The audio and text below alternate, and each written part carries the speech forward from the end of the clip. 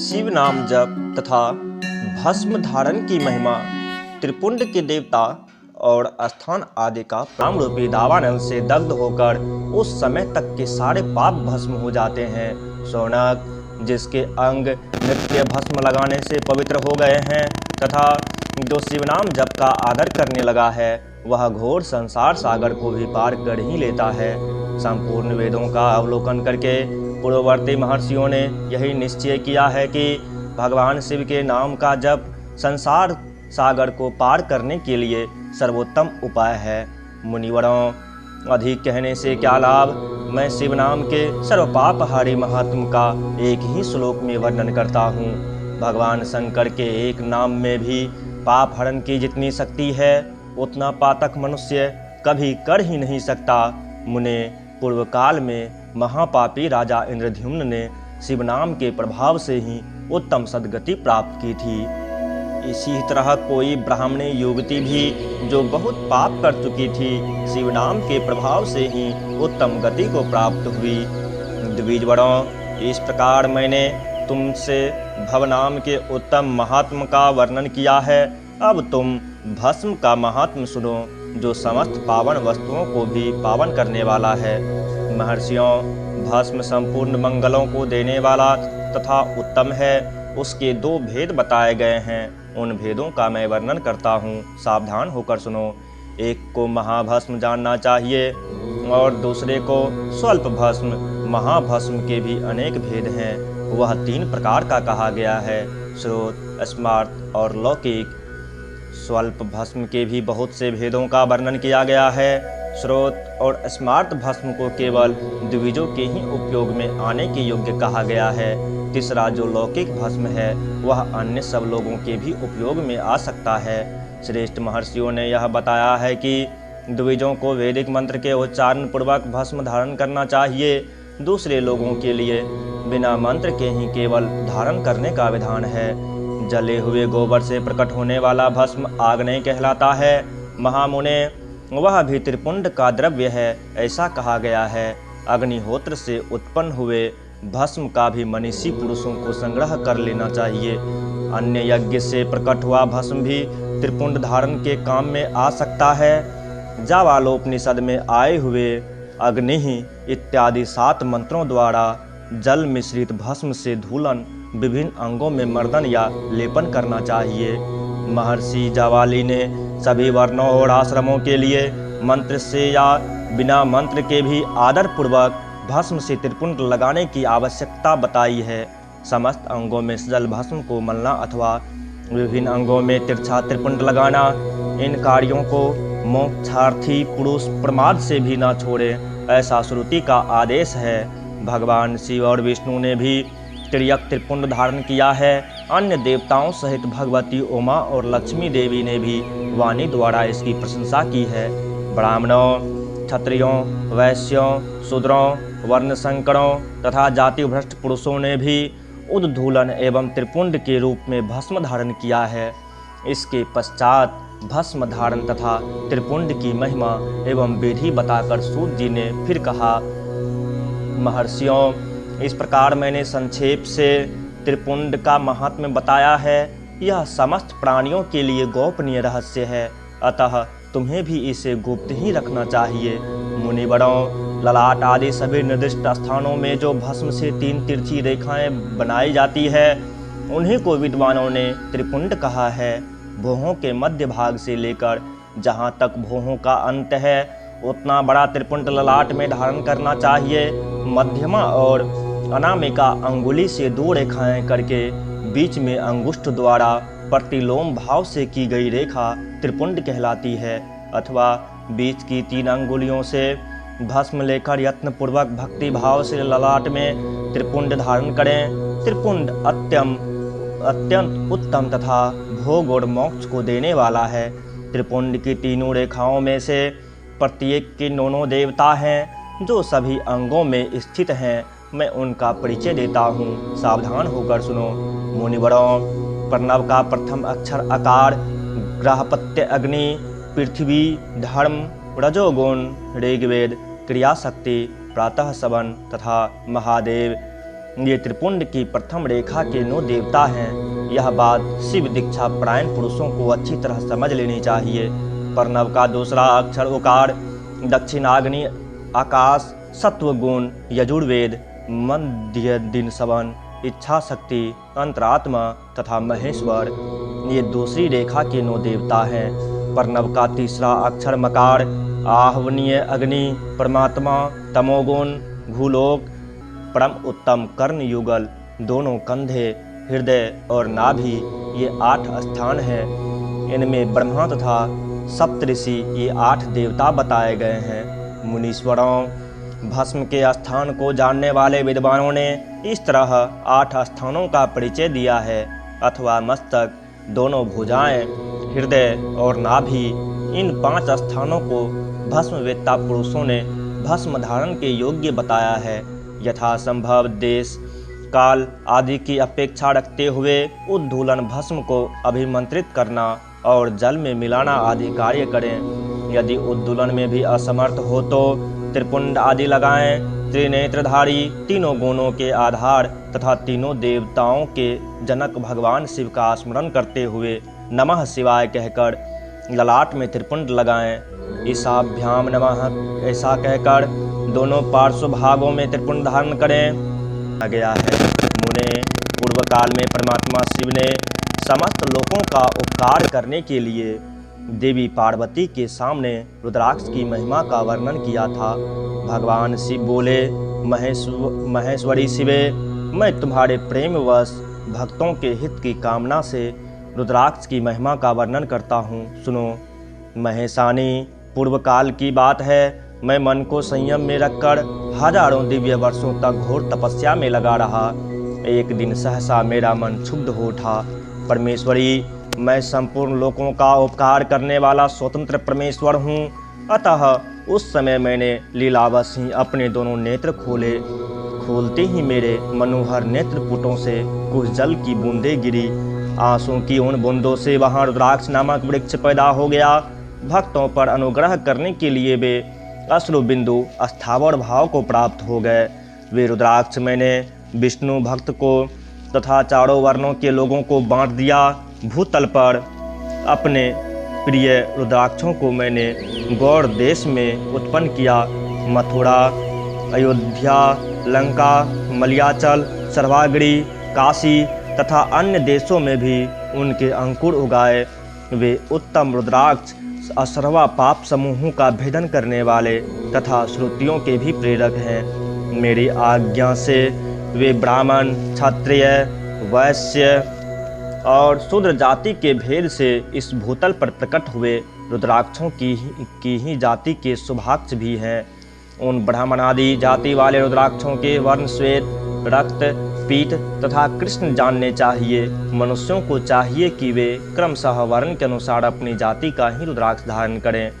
भोग और मोक्ष की इच्छा रखने वाले चारों वर्णों के लोगों और विशेषतः शिव भक्तों को शिव पार्वती की प्रसन्नता के लिए रुद्राक्ष के फलों को अवश्य धारण करना चाहिए। आंवले के फल के बराबर जो रुद्राक्ष है वह श्रेष्ठ बताया गया है। जो बेर के फल के बराबर हो उसे मध्यम श्रेणी का कहा गया है, और जो चने के बराबर हो उसकी गणना निम्न कोटि में की गई है। अब इसकी उत्तमता को परखने की यह दूसरी उत्तम प्रक्रिया बताई जाती है। इसे बताने का उद्देश्य है भक्तों की हित कामना। पार्वती, तुम भली भांति प्रेम पूर्वक इस विषय को सुनो। महेश्वरी, जो रुद्राक्ष बेर के फल के बराबर होता है वह उतना छोटा होने पर भी लोक में उत्तम फल देने वाला तथा शुभ सुख सौभाग्य की वृद्धि करने वाला होता है। जो रुद्राक्ष आंवले के फल के बराबर होता है वह समस्त अरिष्टों का विनाश करने वाला होता है, तथा जो गुंजा फल के समान बहुत छोटा होता है वह संपूर्ण मनोरथों और फलों की सिद्धि करने वाला है। रुद्राक्ष जैसे जैसे छोटा होता है वैसे ही वैसे अधिक फल देने वाला होता है। एक एक बड़े रुद्राक्ष से एक एक छोटी रुद्राक्ष को विद्वानों ने 10 गुना अधिक फल देने वाला बताया है। पापों का नाश करने के लिए रुद्राक्ष धारण आवश्यक बताया गया है, वह निश्चय ही संपूर्ण अभिष्ट मनोरथों का साधक है, अतः अवश्य ही उसे धारण करना चाहिए। परमेश्वरी लोक में मंगल में रुद्राक्ष जैसा फल देने वाला देखा जाता है, वैसी फलदायिनी दूसरी कोई माला नहीं दिखाई देती।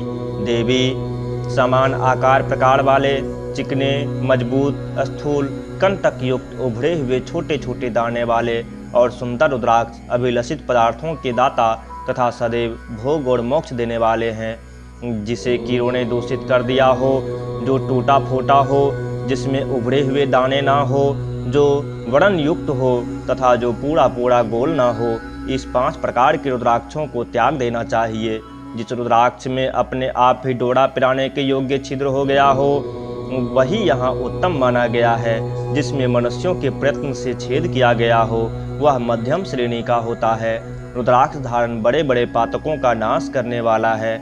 इस जगत में 1100 रुद्राक्ष धारण करके मनुष्य जिस फल को पाता है, उसका वर्णन सैकड़ों वर्षों में भी नहीं किया जा सकता।